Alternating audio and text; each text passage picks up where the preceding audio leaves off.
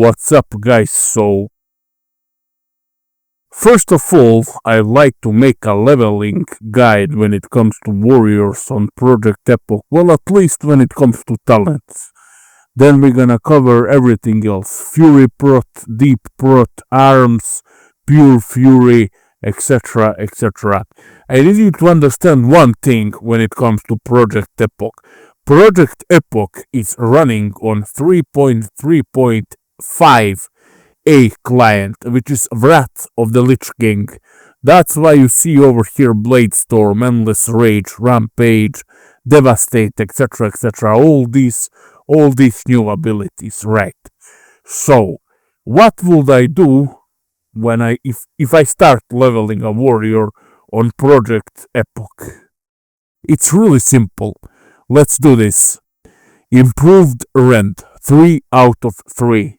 Then we have improved Heroic Strike, 3 out of 3. Then we have Deflection, which is kinda useful if you want to tank some dungeons. Remember, once again, you don't have to be Deep Prot Warrior or Prot Warrior, Fury Prot Warrior to tank dungeons up until, I don't know, maybe Upper Blackrock Spire or something like that. You know what I mean. Maybe you can even tank Molten Core with these talents. Because Molten Core, that's an easy raid, you know.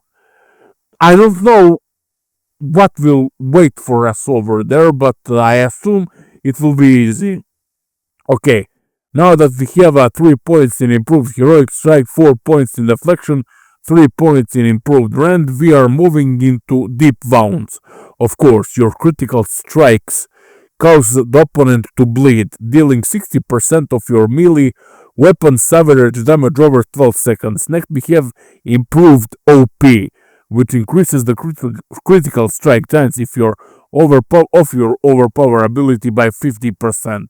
Now over here we have Impale, which perfectly stacks with Deep Wounds, improved Overpower, Mortal Strike, and Sweeping Strikes. It's amazing, really. It also stacks with improved Heroic Strike. Next we have Two-Handed Weapon Spec, which increases the damage you deal with two-handed melee weapons by 5%. Right. We are going to ignore Slam, which reduces the cooldown of your Slam ability by 1 second. We are going to ignore that. Now, Sweeping Strikes, of course, Sweeping Strikes, you get this at level 29. Sweeping Strikes, that's literally heart of an arms warrior. Your next 10 melee attacks strike an additional nearby opponent. That's amazing. That's amazing in World PvP. That's amazing in BGs. Amazing in dungeons, really, everywhere. Then we are going, well, this depends on the weapon you are using. But over here you'll be almost level 30. So you might want to pick the axe, Whirlwind Axe. Whirlwind Axe from that quest. You know, everyone know about Whirlwind Axe. Just Google Whirlwind Axe or type on YouTube how to get Whirlwind Axe in Classic WoW, and you will get over there. So increases your chance to get a critical strike with axes and polearms by 5%. However, if you have a good mace or a good sword, just go with them by all means. Swords remain the same, and maces gives you a melee attacks a chance to stun your target for 3 seconds and generate 7 rage when using mace. 7 rage is a lot. 7 rage is a lot, so yeah. Let's erase this, so that will be pretty much it for this. Now we are going in Imp Sting, improved Hamstring, 2 out of 3. This is an amazing talent when it comes to World PvP, because remember, Project Epoch will be a PvP server. And improved Hamstring, well, you know how the warrior works. You don't want to be kited by hunters, you don't want to be kited by mages, warlocks, elemental shamans, and so on and so on. That's where impstring, improved hamstring, steps on scene. Gives your hamstring ability a 10% chance to immobilize the target for 5 seconds. So what are we trying to do over here? We are trying to build something between PvP and PvE spec. Something that will help you in open world PvP, and something that will help you in dungeons. You know what I mean. Next we have for Mortal Strike. Of course, you all know what Mortal Strike. Now over here we have Second Wind. I remember this talent from Warman, Molten WoW.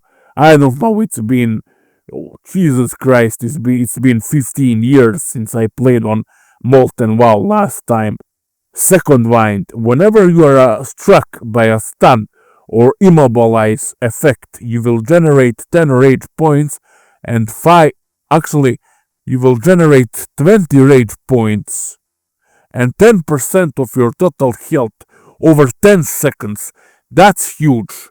Second Wind is PvP talent, but you can get immobilized and stunned in dungeons as well. And 10% of your total health over 10 seconds, that's just amazing. That's like 1% every 1 second, plus 20 rage. Right. Now over here we have Blood Frenzy.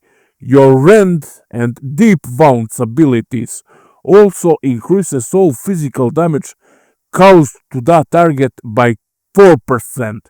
Look how Blood Frenzy perfectly stacks with Rend and Deep Wounds. It's amazing, really. These three talents, they stack perfectly. Now over here we have Endless Rage. Endless Rage, well, you generate 20% more rage from damage dealt. We all know how it was in Classic or other private servers.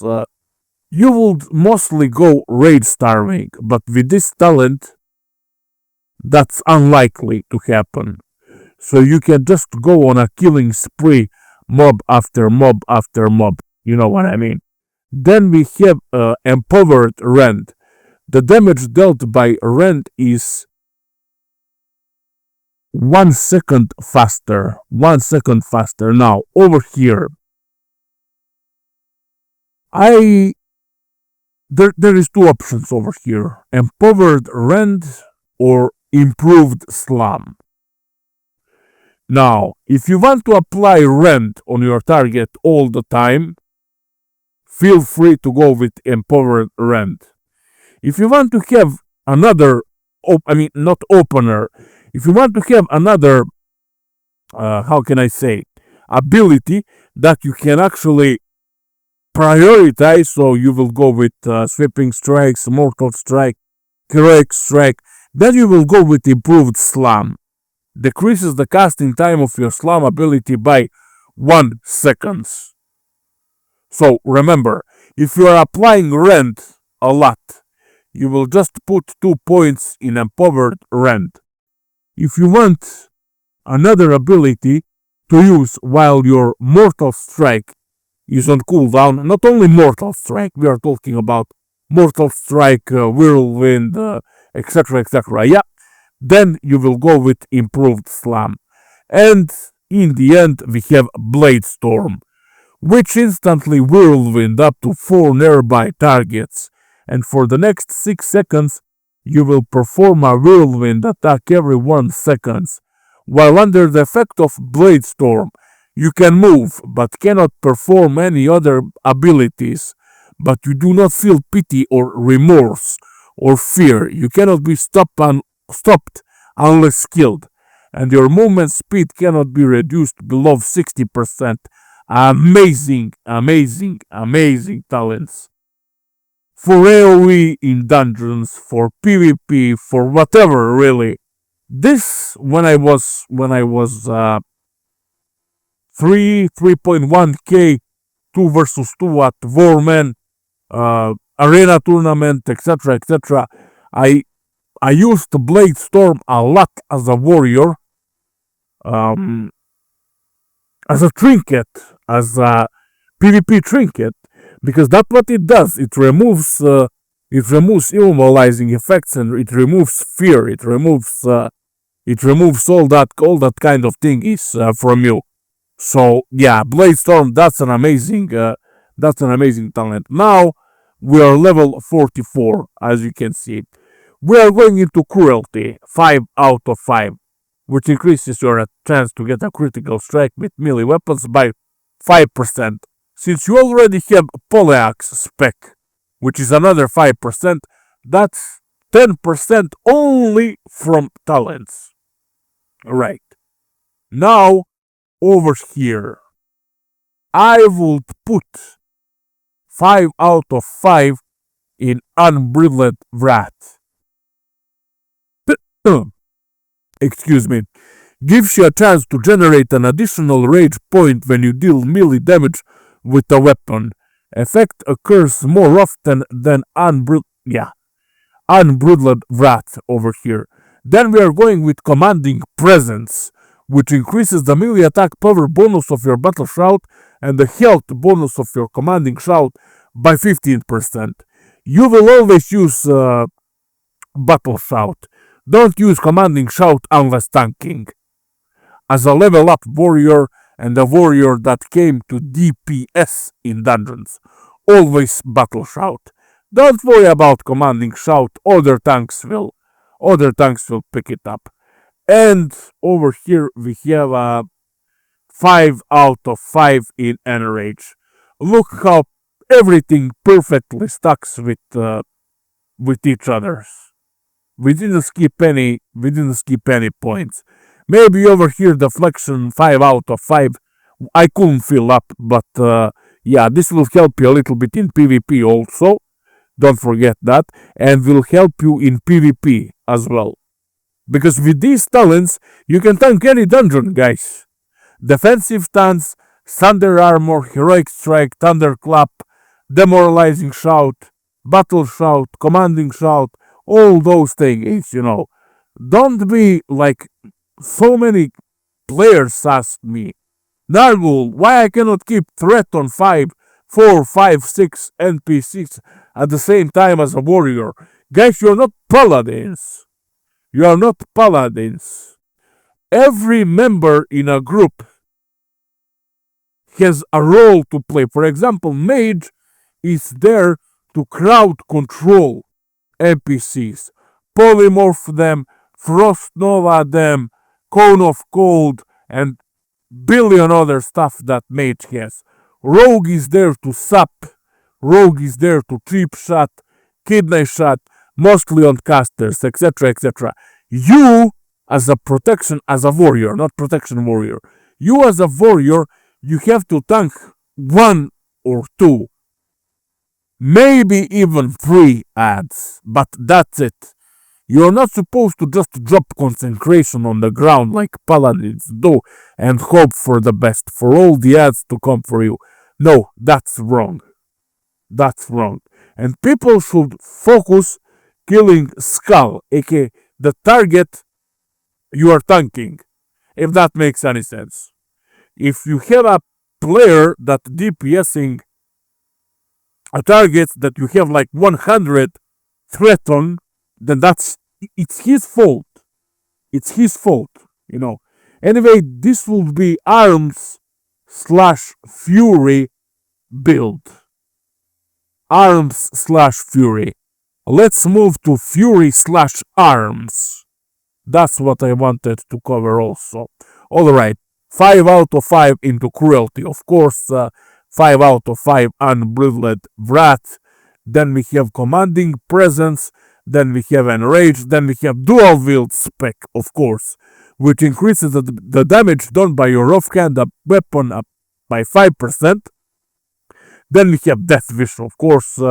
Flurry, of course, increases your attack speed by 25% for your next 3 swings after dealing a melee critical strike, and you will deal a lot of melee critical strikes. Then we have Bloodthirst. Then we have Precision, which increases your chance to hit with melee weapons by 3%. So, guys, When it comes to warriors, your hit cap is approximately 28 or 29%. You will never achieve this, no matter what you try. You will never achieve this. So, having some points into precision is very, very useful. Over here we have improved whirlwind, but hold on a moment. With that we have weapon mastery also, we have piercing howl. Well, piercing howl is a great talent when it comes to PvP, but PvP only. In PvE, not much. You won't be needing piercing howl that much in PvP, aka dungeons farming, right? Now, what we're gonna do over here, we are going 5 out of 5 in improved Berserker stance, which increases attack power by 10%. It increases attack power by 10% and reduces the threat caused by 10% while in Berserker stance. And then we have Rampage.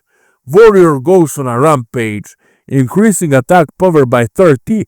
And you can just read this. It's an amazing talent to have, really. Now we are going into arms tree. Over here we are already at level 44, right? Now improved heroic strike, 3 out of 3, rend, 3 out of 3, and then we have deflection, 4 out of 5, just like in our previous build. We have deep wounds over here, improved overpower, and we have impale. Now, maybe you want to put two talent points in improved slam, which once again decreases the casting time of your slam ability by 0.5 seconds. Let's do this. Let's put 2 out of 2 in improved slam. Now, what else could we take over here? Points left 1. You know, guys, if you're gonna PvP as a Fury Arms Warrior, go for Piercing Howl. It's amazing. It's really amazing. It causes all enemies within 10 yards to be dazed, reducing movement speed by 50%. But then again, you have hamstring. This is also, actually, when I think better, this is also a good talent. For example, if you pull 3, 4, 5 ads, NPCs, this is amazing talent. Piercing Howl is amazing talent to just kite them and get out of combat so that you don't get killed. Simple, isn't it? Really, really simple. So those will be 2 viable leveling specs for Warrior. Next I'm gonna do Deep Prot Warrior, and I'm gonna do Fury Prot Warrior after that.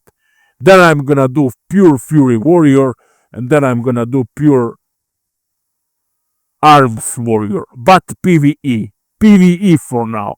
Later on we will focus on PvP. That will be pretty much it for this video. Thanks for stopping by. If you want, I would really appreciate that sub button. Comment down below if you have to. If you want to, if you have to. If you want to, I'll do my best. I'll do my best to answer all the questions and share the video. Thank you, and see you on Project Epoch in few days.